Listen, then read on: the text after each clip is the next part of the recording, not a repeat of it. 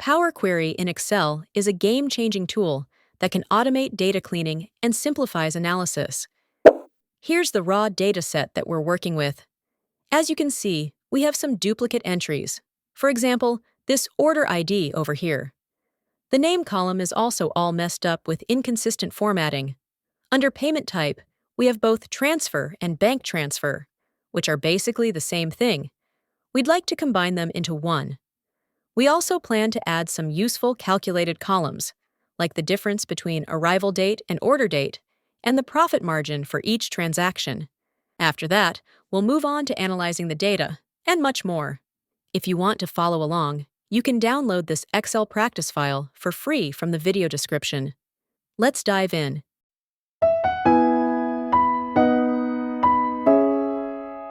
Step 1. Load data into Power Query. Let's get started by going over to Power Query. To do that, go to the Data tab and click on From Table or Range, and it will open the Power Query editor. Next step. Removing duplicates. To check if we have any, go to the View tab and then select Column Distribution. You'll see a top area showing stats. Under Order ID, we see 27 unique and 31 distinct values. This tells us there are duplicates. Click the three dots and select Remove Duplicates. You'll now see the applied step appear on the right-hand side, and duplicates are removed. You can also explore the column quality options to check for things like minimum, maximum, or error values. You can enable all of these for deeper analysis as you move forward. Next, step. Cleaning dates and adding new date column. Now let's clean up the dates. Currently, the order date and arrival date have times shown as 0000. To clean this, click on the small icon next to each date column and change the data type to date. Do this for both columns. Since we have both arrival date and order date, we can calculate the time it takes to arrive. Select arrival date first, then order date. Go to the Add Column tab, click Date, choose Subtract Days. This creates a new column showing the difference between the two dates. Drag it next to the other date columns. Double-click the column name and rename it to Days to Delivery. Every transformation is recorded on the right side under Applied Steps, so you can undo or edit them anytime. Next step. Formatting name column. It's formatted poorly. You'll notice extra spaces at the start and strange capitalization. Go to the Transform tab, under Format, select Trim to remove leading and trailing spaces. Then select Capitalize each word to standardize the capitalization. Some entries, like Alex Morrison, have 2, 3 spaces between names. To fix this, click on Replace Values. Enter 3 spaces in Find and a single space in Replace With. Click OK, and the name is cleaned up. Next step. Merging columns, Department and Region. Now let's look at the Department and Region columns. Suppose we want to merge them into one column. In Excel, you'd use a formula like text join, but here in Power Query, it's easier. Select both columns, click Merge Columns under Transform, and choose a custom separator. In this case, use a comma and space. Name the new column something like Department, Region. Click OK, and you'll see the two columns are merged with the specified separator. Next step. Splitting columns. Now let's look at another common data cleaning task, splitting combined fields. For example, in our dataset, the full name column has entries like Alex Morrison, Sophia Gray. We often need to separate the first name and last name into their own columns. Go to the Transform tab in the Power Query ribbon. Click on Split Column, then select By Delimiter. Now a dialog box appears asking you to select the delimiter. In our case, names are separated by a space. Select Space. Split At. Choose Rightmost Delimiter. Then click OK. Result. You'll now have 2 new columns, first name and last name. Rename the columns You can rename these columns by double-clicking their headers, first name to last name. And just like that, your full name field is split cleanly into two usable columns. When is this useful? This technique is especially useful when names, departments, or categories are combined with symbols like slash, vertical bar, or dash. Next step, standardizing payment type with a custom column. Now let's clean the payment type column. You'll see values like payment card and card, and we want them both to simply show card. Similarly, bank transfer and transfer should just show transfer. Click on Add Column, Custom Column, and enter the following logic. We're going to add an if statement here, and it says that if the text contains, that's what we'll select. And over here, in parentheses, we want to add these square brackets. More specifically, we're looking at the payment type column. Essentially, we're saying, if it has payment card, we want it to switch to just saying card. For that, we want to put a comma, and in quotations, type payment card. Close up the parentheses, and then we're going to put then.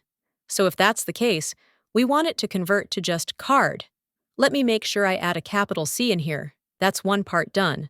But we want to add an else if here, such that if the text contains, because that's not the only condition for us, the second one is also in that same payment type column.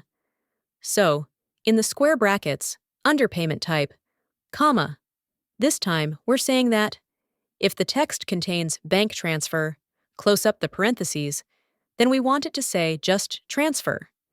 Make sure that's in quotations as well. Let me type that properly. Transfer, like that. And then finally, if it's none of these two, we're just going to leave the payment type column as is, so leave it alone. Basically. Again, to summarize here, if the text contains payment card, we want it switched to card. If it contains bank transfer, we want it switched to transfer. And if it doesn't match either of these two, we just want to leave it as is. Press OK, and the new column is created. Cross-check that values like payment card are replaced by card. Now right-click the original payment type column and select Remove. Next step, calculating profit margin. Now let's calculate the profit margin, which is simply profit divided by revenue. Click Add Column, Custom Column, name it Profit Margin. In the available columns, select Profit, insert it. Then type slash and select Revenue. The formula should be equals profit divided by revenue. You'll see decimal values. To convert this into percentages, click the small icon next to the column header and select percentage. Next step, analyzing delivery days by department and region. Now let's analyze delivery times. Go back to Table 1, right-click, Duplicate, rename to Days Analysis. Click Group By. Choose Advanced. Group by the merged department, region column. Add these aggregations. Average days.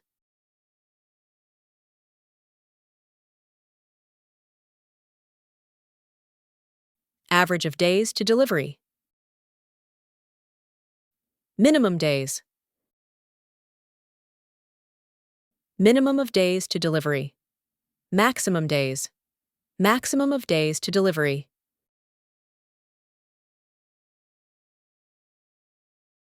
Click OK, and now you'll see a breakdown of delivery times per department and region. For example, logistics in Atlanta might have the highest average days, but some deliveries were done in just 7 days. That's a performance area we could improve. Next step, analyzing by payment type, group by. We've done the cleaning, now let's extract insights. For example, under different payment types, is the revenue higher for cards versus transfers? Right-click Table 1, select Duplicate, rename to Payment Analysis.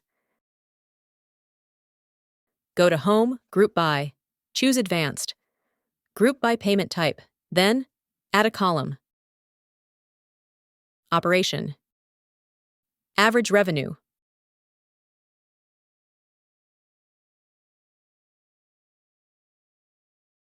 Add another. Average profit margin.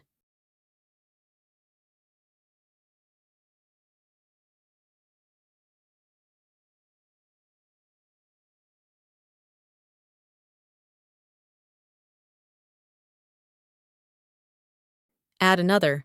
Count of rows. Count rows. Click OK. Now you can see grouped data showing how different payment types compare in revenue and profit margin. We can see we have slightly higher revenue amounts for bank transfers. That said, it seems like we have a much higher profit margin when the payments are made through cards, and we can also see the count of occurrences as well. Finally, load data back to Excel. Once you're done with data cleaning and analysis, go to Home, click Close and Load. This loads the data back into Excel. You'll see Days Analysis Sheet, Payment Analysis Sheet, Cleaned Table, and there you have it. With Power Query, we've cleaned the data, performed analysis, and extracted insights, much faster and easier than using traditional Excel methods. Thank you for watching. Please like, share, and subscribe to our channel for more tutorials.